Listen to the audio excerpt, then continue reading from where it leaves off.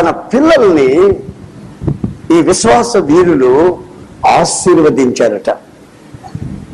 మీరు విశ్వాసులైతే విశ్వాసమును బట్టి మీ పిల్లల్ని మీరు ఆశీర్వదిస్తారు. ఇప్పుడు తల్లిదండ్రులు పిల్లల్ని ఆశీర్వదించడం అనేది చాలా అరుదైపోయింది. వాళ్ళు బాగుపడాలని కోరుకుంటున్నారు, కానీ వాళ్ళు చేసే పనులను బట్టి చిరాకులో వాళ్ళని శిపించడం ప్రారంభిస్తున్నారు, కానీ ఆశీర్వదించటం లేదు. ఒక పిల్లోడిని చూసి, ఒరే పనికిమాలినోడా, నీకు చదువు వస్తుంటరా, నీకు వస్తున్న చదువు మీ నాయన చదివేదంటరా, మీ బాబాయ్ చదివేదా గీత పనికిమాలినోడా, నీకు చదువు వస్తుందంట నీకు అని తల్లి ఆ బిడ్డని కొడుకుని చూసి అంటుంది. ఆడికి 7 ఏళ్ళు. ఈ తల్లి 2-3 సార్లు అనేసరికి వాడికి ఉండే మెదడు కూడా పోయింది, వాడికి ఉండే తెలివితేటలు పోయింది. ఇక ఎక్కడ కూర్చుంటే అక్కడ నోరటి పెట్టుకొని జొల్లు కార్చుకుంటున్నాడు. ఈ మనిషి వచ్చి తొడస్తా కూర్చుంది జొల్లు. ఆడు బాగా ఉన్నాడు చిన్నప్పుడు. ఈ తల్లి అని అని అని అని అని వాడిని ఆ గతి పట్టించి. ఇంకో తల్లి సంగతి నాకు తెలుసు.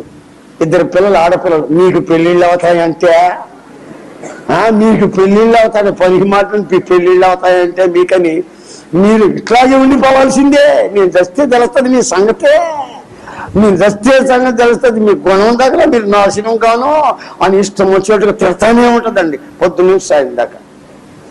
ఏమైందో తెలుసా, ఆ పిల్లలకి పెళ్ళిళ్ళు కలదండి శాపం. ఆ తల్లి నోట్లోంచి వచ్చిన శాపం, ఆ తండ్రి నోట్లోంచి వచ్చిన శాపం. ఆ పిల్లల జీవితాలు ఎట్లాగా నాశనం అయిపోతావు.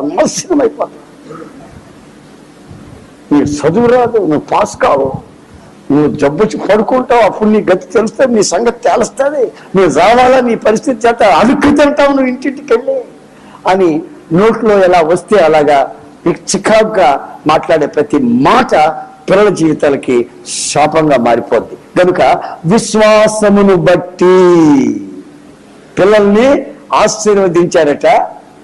అబ్రహాం, ఇస్సాకు, యాకోబు ఆశీర్వదించడం ప్రారంభించారంట విశ్వాసమును బట్టి. ఓ దద్దమ్మ ఉన్నాడు అనుకోండి, ఏమి తలకెక్కట్లే, ఎంత నేర్పించినా తలకెక్కట్లేదు అనుకున్నా. విశ్వాసమును బట్టి రా పగిలి వీడు వచ్చి దద్దమ్మ అనుకుందాం, తెలివి తక్కువ అనుకుందాం, ఈ దేనికి బతికాడు అని చెప్పి వాళ్ళందరూ నిర్ణయించేస్తారు అనుకున్నాం.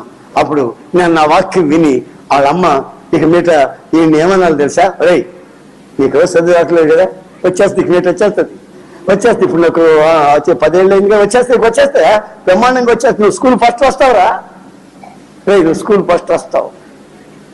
దేవుడు తోగ్గా ఉంచడు, మనల్ని తలగా ఉంచుతాడు. దేవుని బిడ్డలం మనం. ఏమనుకున్నావు, భయపడుకో, కంగారు పడుకో, ఏంటి మెత్తగా ఉన్నావు, హుషారుగా ఉందా అని తల్లి ఆశీర్వదించింది అనుకో వీడిని. రే నువ్వు గొప్ప చదువు చదువుతావరా, మంచి మార్కులు వస్తాయా నీకు, కంగారు పడకరా, వాళ్ళు వీళ్ళు అన్నాను. కానీ దేవుడిని మన దేవుని పెట్టాలరా, హల్లెలూయా అట్లా అన్నామనుకో, మన నోటి ఆ ఆశీర్వచనం ఏమవుతుందో తెలుసా, పిల్లల జీవితాల్లో పిల్లల్ని రూపిస్తుంది, పిల్లల్ని నిర్మిస్తుంది. By faith